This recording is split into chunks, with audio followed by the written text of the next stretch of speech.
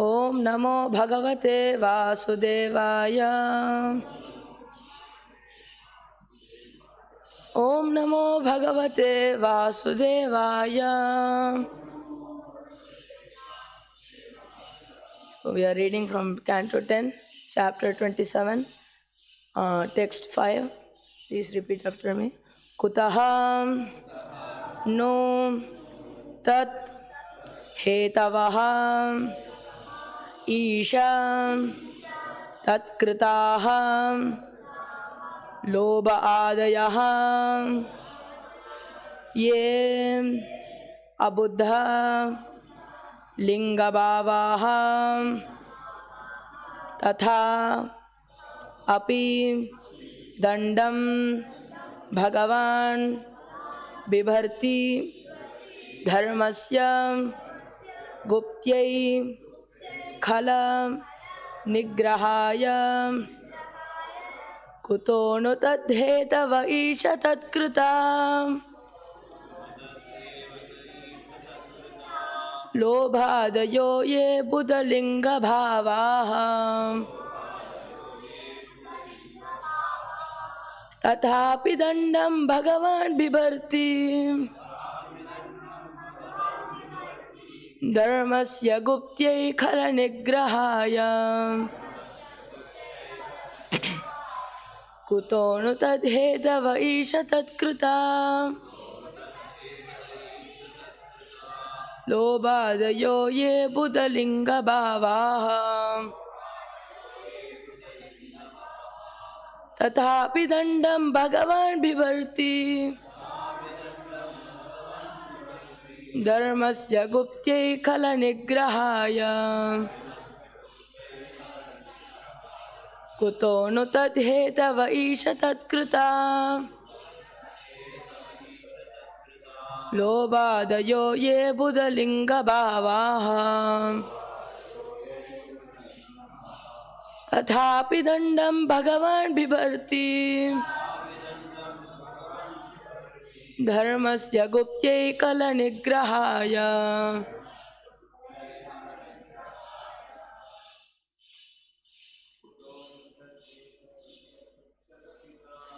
तो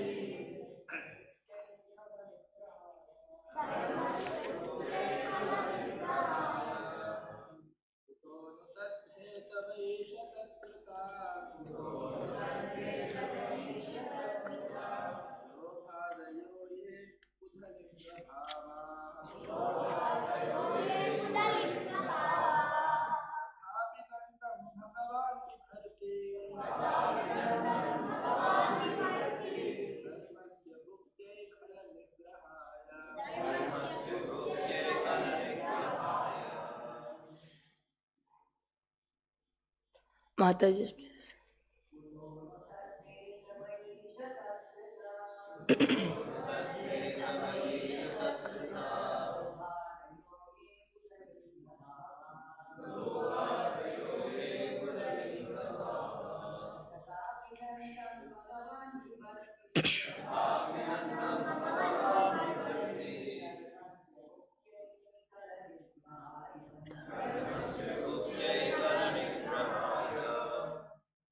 Kutaham, how? No, certainly. Tat, of that, existence of the material body. Hetavaha, the causes. Isha, O Lord. Tatkritaha, produced by one's connection with the material body. Lobha adayaha, greed and so forth. Ye, which abuddha of an ignorant person. Linga bhavaha, symptoms. Tatha api, nevertheless. Dandam, punishment. Bhagavan, the Supreme Personality of Godhead. Bibharti, wheels. Dharmasya, of the principles of religion. Guptyai, for the protection. Khala, of wicked persons. Nigrahaya, for the chastisement. Translation purport by the disciples of His Divine Grace Bhaktivedanta Swami Srila Prabhupada, the founder Acharya of ISKCON.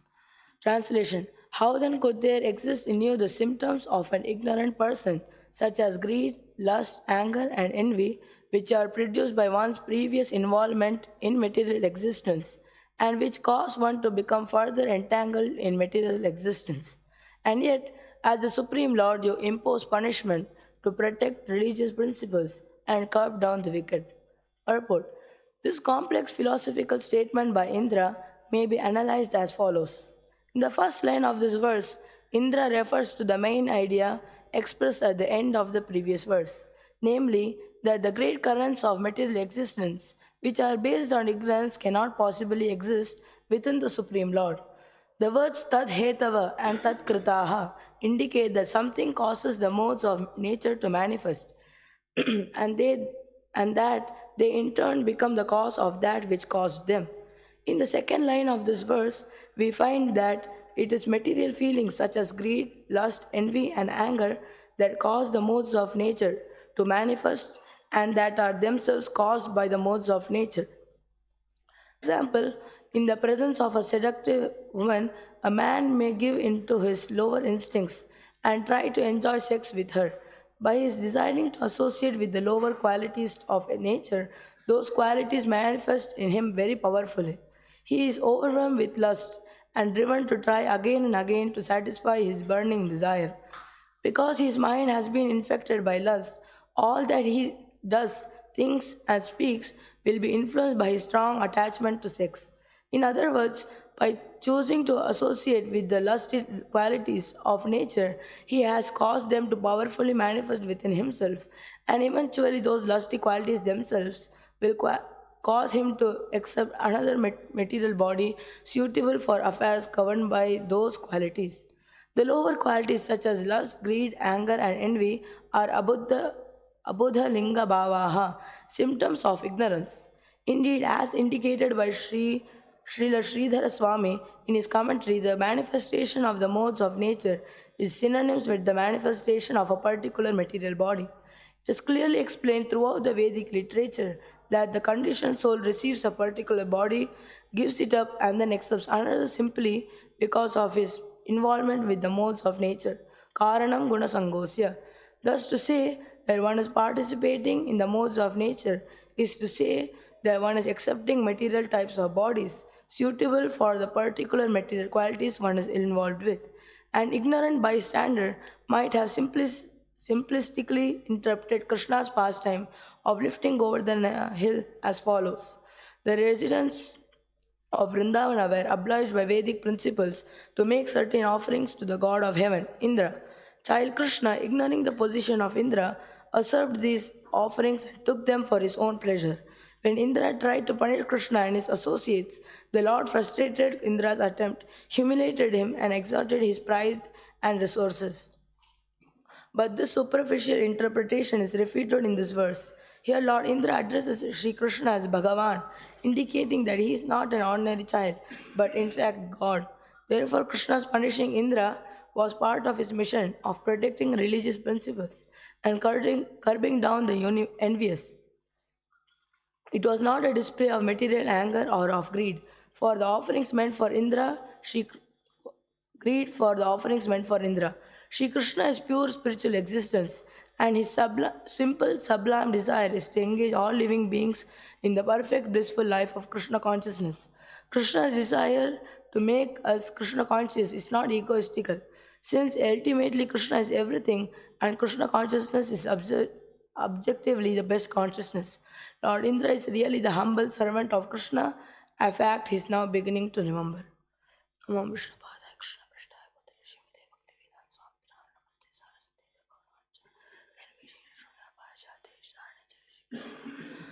Prabhu Nityananda Shri Advaita Gadadhara Shivasandi Gaura Bhakta Vrinda Hare Krishna Krishna Krishna Hare Hare Hare Rama Rama Rama Hare Hare. So we are continuing to read from Srimad Bhagavatam, which is considered to be the smiling face of the Lord. So here we are seeing the pastime of Govardhan Leela, and particularly the place where Indra has come with Surabhi cow and is offering prayers to the Lord. So till now Indra was thinking Krishna to be simply an ordinary child, and thus he thought that Krishna wanted to take his offerings.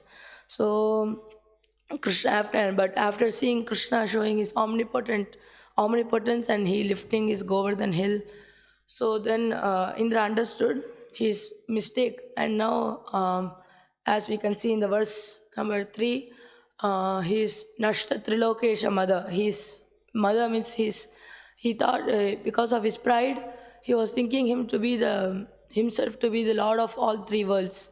So now this pride has been curbed down by Krishna. So now he understands his real position. So because his pride is lost, he understands Krishna's real form. So because of that, he is now praying to Krishna, because Krishna has revealed himself to him. So we can see in the fourth verse, he says that Krishna is Vishuddha Sattvam, that he is not in the modes of material nature, he is in Shuddha Sattva, or he is free from all material nature, all the three modes. And then he says his Tava Dhama. Here in the previous verse, we can see how Sridhara Swami has commented this Tava Dhama very nicely. So he says that Dhama also refers to form. So in previous verse, we can see that in the word-to-word meaning, they have translated as Dhama. So Dhama also refers to abode of the Lord. So here we can see that Vishuddha Sattvam, Shantam, Tapomayam, these all refers to the abode of the Lord also. So here in this Govardhana pastime, the Vrindavana is there, but when Indra tried to destroy this Vrindavana, Krishna made a small Vrindavana under Govardhana hill. So we can see that cows were there were all the covered boys, everything that Vrindavana Vasis wanted, everything, all the facilities were there just under the Govardhana hill.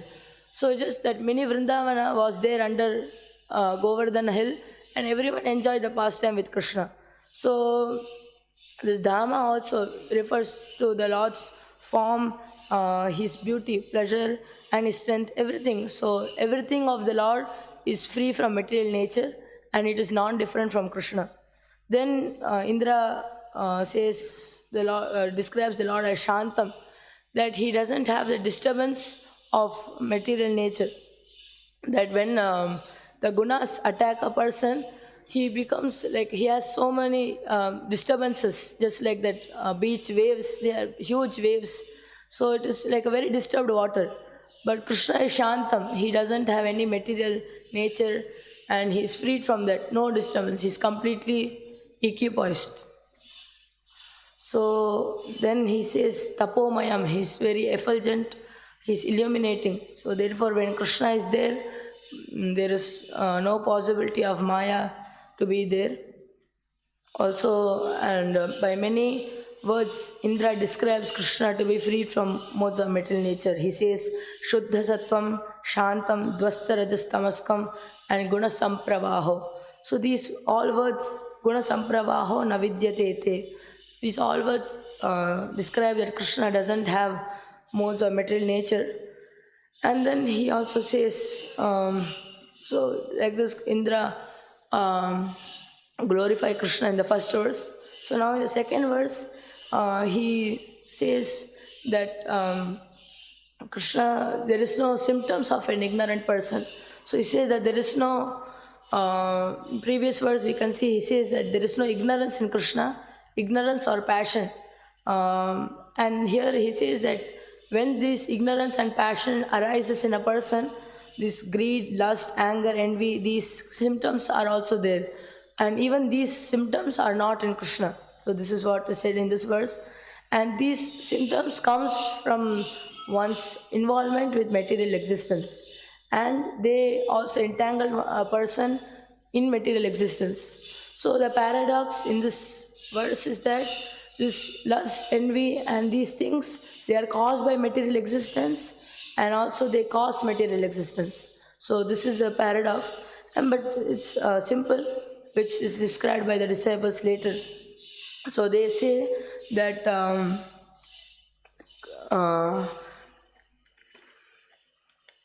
this entanglement in the material world, when the conditioned soul decides to associate with the material qualities, he becomes contaminated by those qualities.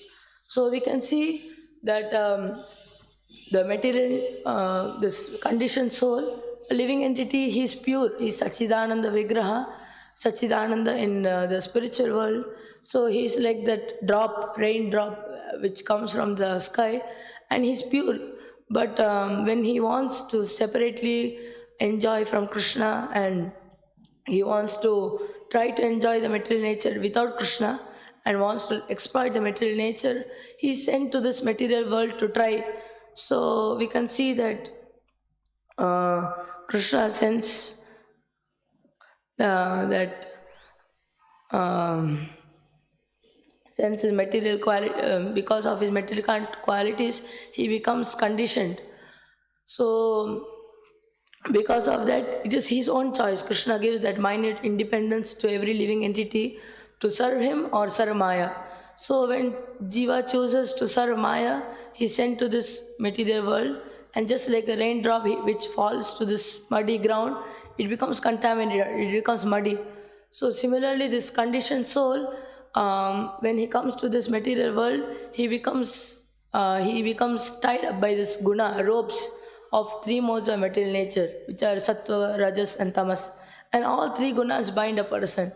So we can see that sattva guna also binds a person.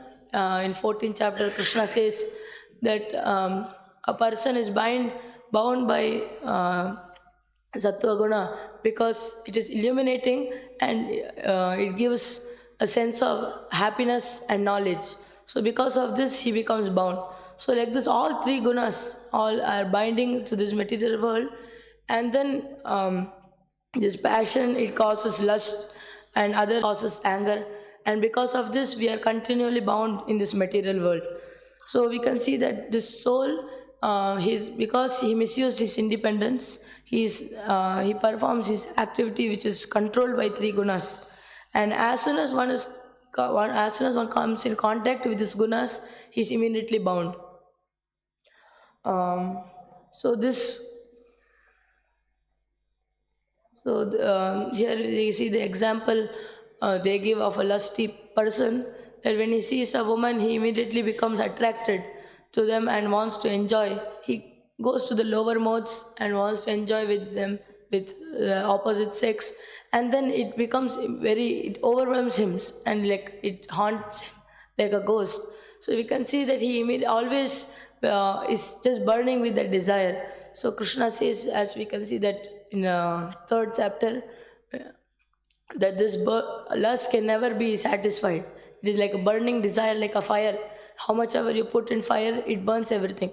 So similarly, this lust, it cannot be satisfied. It's again and again making a person do more and more. Lust just means the material desires. So we all have so many material desires, and we all are trying to trying to satisfy that, but we can see that it never gets satisfied. After one thing we have another thing, and again we are just going after it. So whatever, because of this overwhelming of material desires, whatever we do becomes contaminated by this desire of lust. So because of that, whatever we think, whatever we do, we cannot think properly, we cannot make the right decision. We are completely overwhelmed by this desire of sex. So similarly, everything, by anger also we become, there is madness and everything. So when a living entity chooses to associate with his lusty qualities, this means that he chooses to engage in repeated cycle of birth and death.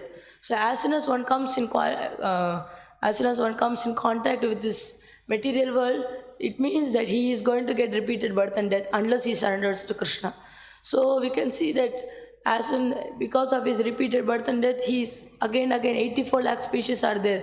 So in each life, because he is coming in contact with each quality, because of that quality he has a different desire, and because there are various desires, there is various bodies which one accepts. Like if one wants to enjoy, wants to eat meat, then immediately he's given the body of a tiger or any animal. So because of this, so each quality, each desire, it causes one body. So here you can see that Sridhar Swami, he says that coming in contact with material desires is a synonym to get a material body. Means if you are you're coming in contact with material nature, means you are sure to get a material body. So we can see this, it's written here, this lower qualities such as lust, greed, anger and envy are abuddha linga bhavaha. Abuddha means ignorant, linga bhavaha means symptoms.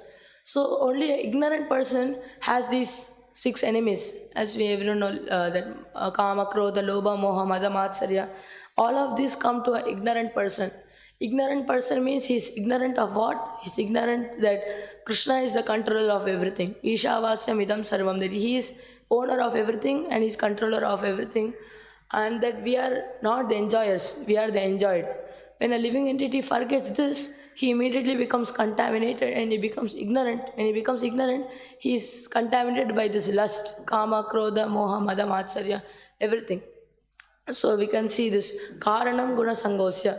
When one comes to this material qualities, when it comes in contact with this material qualities, karanam guna sangosya, he has to take many births. In that verse it's written, karanam guna sangosya sadasa yoni janmasu. Due to the association with the material nature, he meets with good and evil among many various species. So in the purport, Prabhupada says that under the influence of material desire, the entity is born sometimes as a demigod, sometimes as a man, sometimes as a beast, as a bird, as a worm, as an aquatic, as a saintly man, as a bug. This is going on. And in all cases, the living entity thinks himself to be the master of his circumstances, yet he is under the influence of material nature. So we can see that everyone wants to be independent. So although he is suffering in different cycle of birth and death, he thinks that I am the controller of my situation, that I can do whatever I want, I am independent. But actually, they are controlled by the modes of material nature. So, and they are acting according to that. So here, he also says that the body is the effect of the senses. So the senses are the instruments for gratifying the senses. The senses are the instruments for gratifying the sense objects. So we see the sense objects, like the eyes wants to see a very beautiful form, and nose we want to smell very nice things, fragrant things. We want very nice, like cushion, soft things, which gives pleasure to our touch, skin. And then we have ears, we want to hear very nice, beautiful songs. But all these are sense objects, and when we continually think about the sense objects, we develop attachment, which causes lust. As we see that dhyayato vishayan pumsa sangasteshu upajayate sangat sanjayate kama krodho bijayate. So when we again think about these objects of senses, as we do that when we see a beautiful form, we always be thinking how to become enjoy with that form, how to get pleasure derive pleasure from it. So always we are just thinking how to please our senses, and because of that we become the servant of the senses, and because of that attachment arises, and then lust is there. So because when this lust is not fulfilled, it turns to anger. We become frustrated and we become very angry. And if it is satisfied, it causes greed. We want more and more and more. We are just trying again and again. And because of this greed, it causes matsarya or envy, that other person has something but which we don't have. So we also try to get that, and because of that, in the end it causes moha. And same thing, anger, it causes madness. That you become mad, we don't know what we are doing, become blind, and we do crazy things which we don't even want. So Arjuna, as we can see, Arjuna asked, Atakena prayuktoyam papam charati purushaha anichanapi varshneya baladeva niyojitaha. That although a person doesn't want, why does he act sinfully, as if pulled by some force? Baladeva niyojitaha. So Krishna says, Kama esha krodha esha rajoguna samudbhavaha mahashano mahapapma vidyena vidavairina. That this lust is all devouring enemy. What it does is it pulls a living entity, and because of that he performs many sinful activities. As we can see, all of these lust, it causes anger, greed, and it ends up in illusion.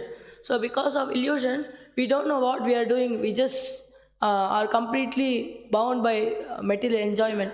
As we can see in modern civilization, everyone is going behind sense enjoyment. So, and no one understands that. We can see that everyone is going for some satisfaction, but no one understands that by this, what we are doing in material world, it doesn't give us real satisfaction. So we can see that so many people are trying to get satisfaction, but actually in reality no one is getting. It is just like that in reflection they are trying to get some mango, in like mango trees there, in reflection is there. So everyone is trying to search for happiness in the reflection, but no one is really understanding that this is just a reflection. So you can see a person who's in this material world, he sees that his friends, his ancestors, everyone tried the same thing to get enjoyment, but still he thinks that they didn't do it properly, that he can do it better. So Stavapriya once he gave an example. He says that once a person, he was sitting on a branch and cutting the same branch with an axe. So he cuts it and he falls down.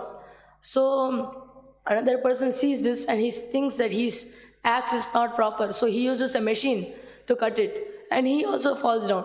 So another person, he thinks that he is not intelligent. I have a big degree, so I can try it. So he also cuts it. He also falls down. So another person, he thinks that he's alone. I will try it with my family. So he himself also falls down. So same thing is happening in this material world, that a person thinks that another person is not doing it properly. I have big PhD degree, I have gone to this big university, that university, and that I will be happy.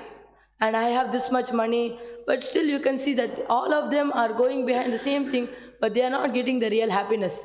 So we can see that it's just like a mirage. We are going behind, but we never get. So that's what Yudhishthira Maharaj is saying when he asked what is the most amazing thing. He says, Ahanyahani bhutani gachanti hyamalaya shesha stavarichanti gimascharya matasparam. What can be more wonderful than this? That everyone is going to hellish planets and everyone is suffering, but still a person thinks that I will stay here eternally and enjoy this material world. So this is very amazing that a person doesn't understand. So this material civilization, Prabhupada calls it as a soul-killing civilization. As we can see in the previous verse, Agrahana, that a person who is in an ignorant life, he kills the best part of his life.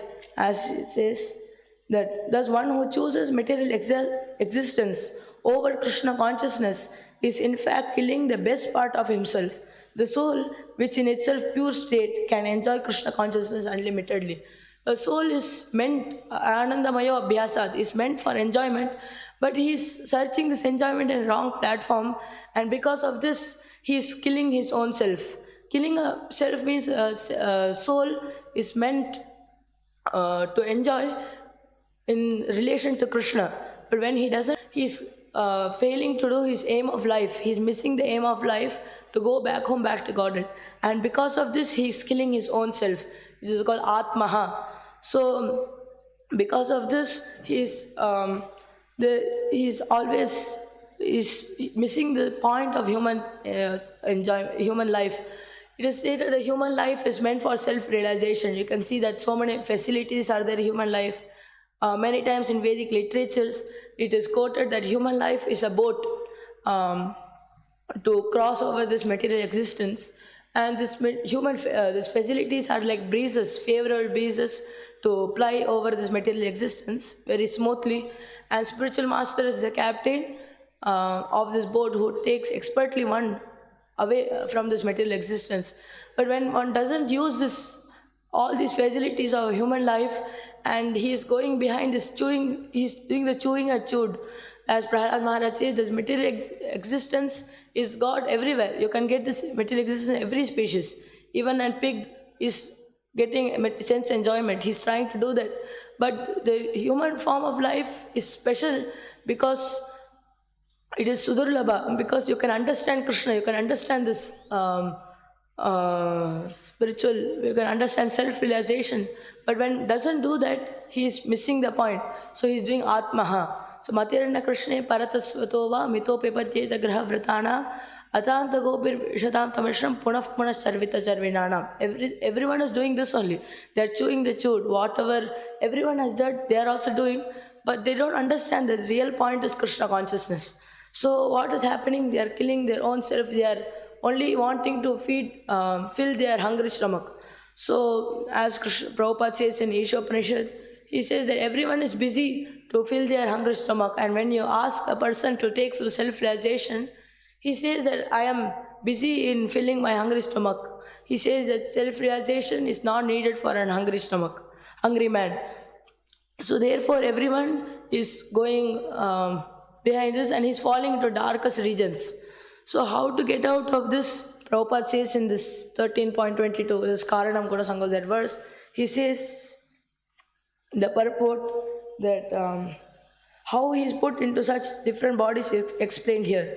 It is due to the association with different modes of nature. One has to rise, therefore, above the three material modes and become situated in the transcendental position. That is called Krishna consciousness.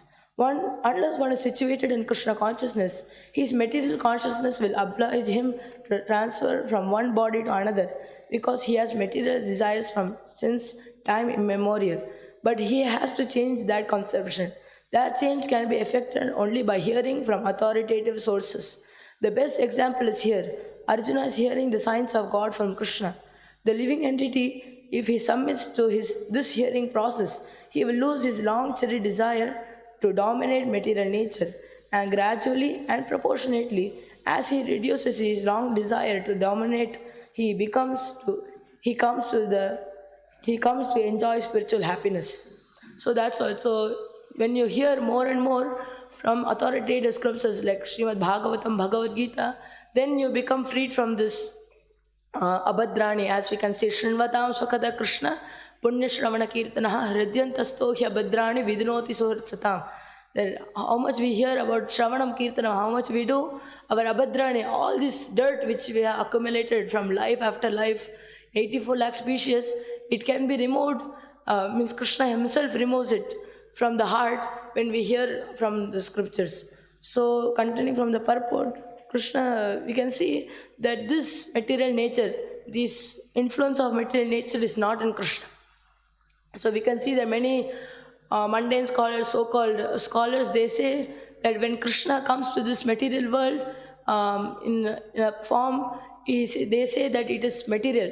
When Krishna they interrupt that Saguna, means that when Krishna comes in material forms, in conceivable forms, he has material forms which are produced from material nature. But actually it is not so, because Krishna he is the Lord of external energy. So he can never become influenced by material energy. So he can use material energy for his purposes without being influenced by material energy. This we hear from Ishopanishad that Prabhupada in purport he very clearly says that Krishna never can never come to this can never be influenced by the external energy because he is the controller of the energy.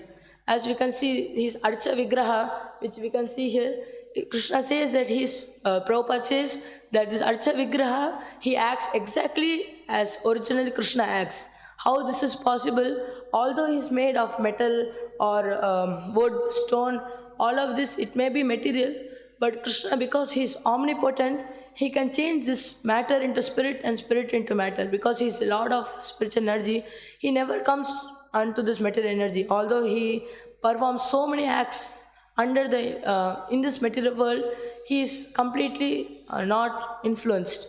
By those who think Krishna that Krishna comes in material forms, Krishna derived them as Mudas, avajananti ma mudha manushim tanumashritam. That they think that Krishna has come in a manushim form, that he has come in the material form. So they don't understand the Krishna's real power. So that, but here when we understand Bhagavatam properly, we can understand that Krishna never comes under this material modes. This only for only for the conditioned souls. So here we can see that ignorant bystander, he may think that here the residents, they wanted to do this ritualistic performance of worshipping Indra, but because child Krishna, ignoring the position of Indra, usurped these offerings and took them for his own pleasure. So they may think that Krishna was greedy for these offerings which are meant for Krishna, so he took it for himself. And when Indra tried to punish him, the Lord frustrated Indra's attempt and humiliated him and exhausted his pride and resources. But actually this is it is refuted here because Indra himself addresses Krishna as Bhagavan. So Bhagavan means he has all opulences, and therefore he never comes to this contact of material nature. So he's all powerful, and therefore Krishna has everything with himself. So therefore he doesn't need any opulences which are meant for anything which was meant for Indra. He was not greedy for that. But his main goal to come to this material world is paritranaya sadhrana vinashaya sadoshkritam dharma samsthapanarthaya sambhavam yoge. He comes to protect his devotees mainly, and also while doing so he saves adharma, he destroys adharma. So here Indra, his devotee, he was going to the path of adharma. So just like a teacher, how he pulls the ears of a student and brings him to the right path, we can see that Krishna brings Indra to the right path from adharma to dharma, which was his mission. So it was not that Krishna was because he was envious of Indra or nothing like that. Krishna has all opulences, still he is full of renunciation. That he is never attached to any of these qualities. So therefore, here there is not a display of anger or greed, but it was part of his mission. So here we can see Krishna is pure spiritual existence, and his simple sublime desire is to engage all living beings in the perfect blissful life of Krishna consciousness. So his desire is to engage all jivas, all living entities in Krishna consciousness. So because Krishna consciousness is the only way to become freed from this material modes of nature and come to the higher Krishna consciousness, come to higher Shuddha Sattva. Because so if you want to come to the Shuddha Sattva, we have to engage in Krishna service, in Krishna consciousness. So Krishna is very merciful. He always, because we are his sons and we have neglected him, he always wants us to somehow come to him.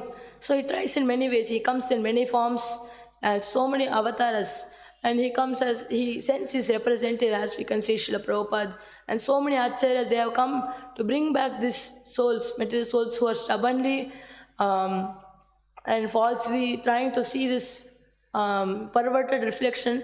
They are trying to bring him back to this his normal constitutional position to be very happy and to be the servant of Krishna.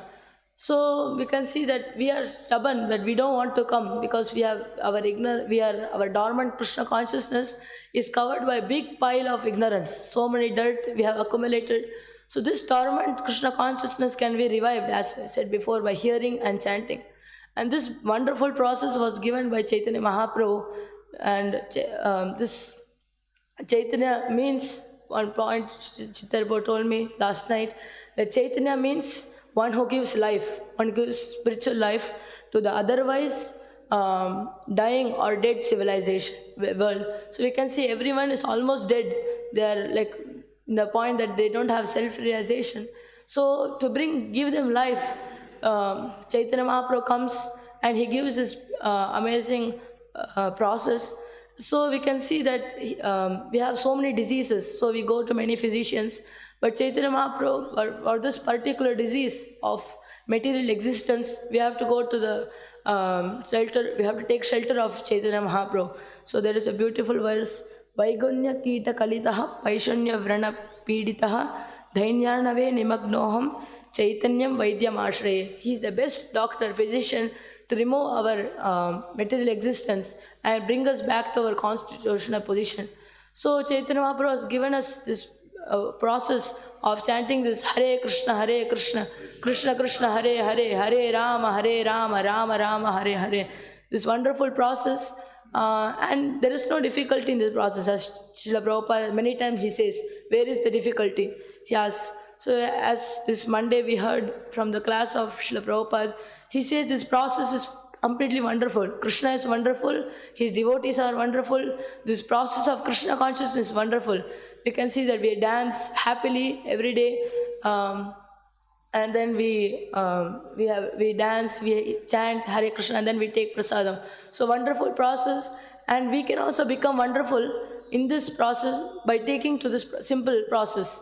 So therefore we have to always chant this Maha Mantra and become purified, and by this we can also become wonderful. And we take prasadam also, which also frees us from this,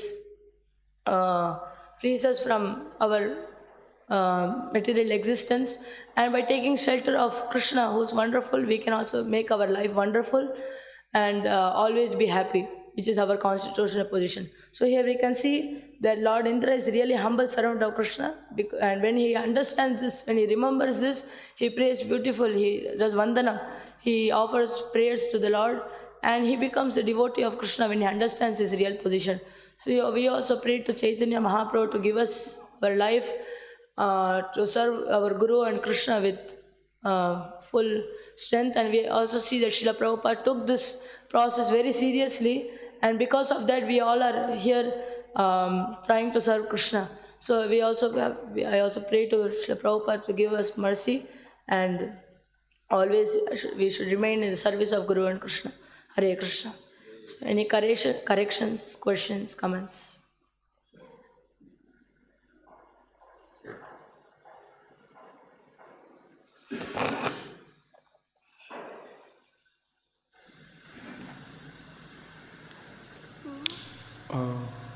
Just I have a couple of comments and one question. It's too long.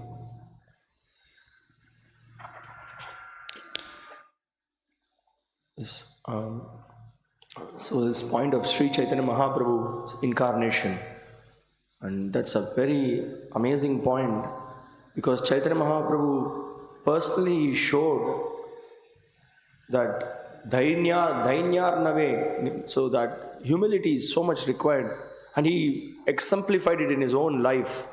So a person may be very knowledgeable, he may be very intelligent, he may be very beautiful. So Chaitanya Mahaprabhu exemplified that great humility, and by which one can, that is the underlying principle in devotional service which is required. So that's one point from Chaitanya Mahaprabhu's own life, he showed that. And also in his Sikshashtaka prayer, as you said, we have to chant the holy names, we have to engage in devotional service to sustain that, to go on. Chaitanya Mahaprabhu again in his third verse of the Sikshashtaka, he very much stressed this point of humility. He said that if one has to engage in devotional service, one has to chant his names. continuously, if he has to engage in chanting the names, that quality of humility is required. And we can see in this whole prayers of Indra, the situation how he was before. He was so puffed up. He wanted to compete with Krishna. He wanted to put the entire devotees into great difficulty. And he became very arrogant. He just completely got blinded. Now you can see, after he realized, after he was corrected by the Lord, you can see the outpouring of his prayers with full realization. So if we are very much sheltered under the Guru, Sadhu and Shastra, so we will remain humble, and we will be blessed by the Lord with lot of potent realizations, and we can serve the Lord and the mission in a very nice way. So that's because in this verse also what you quoted from the Chaitanya Charitamrita, this is a great disease of, this envy, greed, all those things. The whole civilization is just completely blinded. How to overcome that? Just madness actually. So this process as given by Sri Chaitanya Mahaprabhu is Kevala Ananda Kanda. It's a very happy process, simple process, and most sublime on top of that. So that's the real solution. That's what Srila Prabhupada came to give. What he has done is something unimaginable. Then that he went to the West and then he gave this he opened the whole great ocean of love of God by chanting. And we can see in the lives of so many people that's happening. So that's an amazing thing that we can see that what Chaitanya Mahaprabhu had given us, and then and we have that great responsibility to carry forward and then be instrument in distributing that mercy. And there is that point that humility. So unless that Maharaj says that humility and knowledge are like sweetness and sugar of sweetness. So unless one has humility, one cannot have knowledge. And if he has real knowledge, then he will be humble. So when you become humble, then you get real knowledge. So you can see here when Indra became humble, he got the real knowledge to understand Krishna. Similarly, if you want to chant Hare Krishna Maha Mantra, then we have to be humble. Then only we'll be able to chant it properly and get the real knowledge of Krishna, that Krishna is Supreme Personality of Godhead. So Vidya Dadati Vinayam. So when we get this knowledge, then we will become humble. And we'll get this humility we'll get this knowledge by becoming humble. I just have one question also. So generally when we go out to preach, we try to distribute books, we try to inspire people. Many times some, they ask this question. You also mentioned in the class, Prabhupada is mentioning that we are very hungry, we are busy feeding our stomach. So people say that, what is it that you are preaching Krishna consciousness? So many people are starving, so many people are struggling for food. Do something for the public. And why is this you are distributing books, chanting the holy names and all those things? So what is our response for that? So in Ishopanishad, while Srila Prabhupada was describing different adhikaris, he was saying that Uttam Adhikari, he sees everyone in relation to Krishna. And he also says that those who are imitating Uttam Adhikari, they are like false philanthropists. They only are on the bodily platform and they try to feed. They do many philanthropist works and they give food to others. They see the body and then they give clothing and so many things they do. But real Uttam Adhikari, he is not attracted by the material body, but he is attracted by the spiritual spark. So there Srila Prabhupada mentions that spiritual Uttam Adhikari sees the spiritual spark, and because he serves the spiritual soul, the material body is automatically the material nature of the when spiritual spark is served, automatically the material this also is served. So when we serve the spiritual soul by giving it the real happiness, by giving the real self-realization, automatically the material body is also taken care.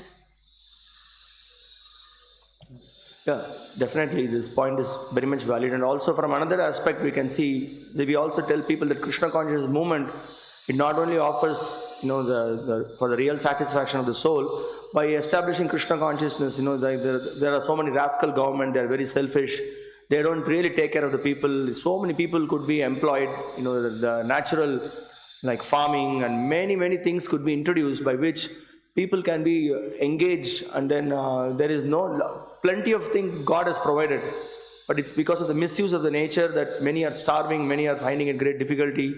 So, but by making people into devotees, so they will really follow the religious principles. And once you follow the religious principles, your proclivity to perform sinful activities, everything will reduce. And naturally, Krishna's system, whatever system he has created, that will thrive, and then everything will fall in place. So their poverty can be reduced, cheating can be reduced, exploitation can be reduced. So this Krishna consciousness movement and the practical application of it is a real solution for all the problems of this world. So that's why His Grace Harishauri Prabhu, he has compiled some notes from the study of Srila Prabhupada's books and the time he spent with him. So you can see from the Bhagavad Gita, he has given references from Srila Prabhupada's purport, how Krishna consciousness is a solution for all the problems. Whatever you may take, by taking to Krishna consciousness, how everything can be solved.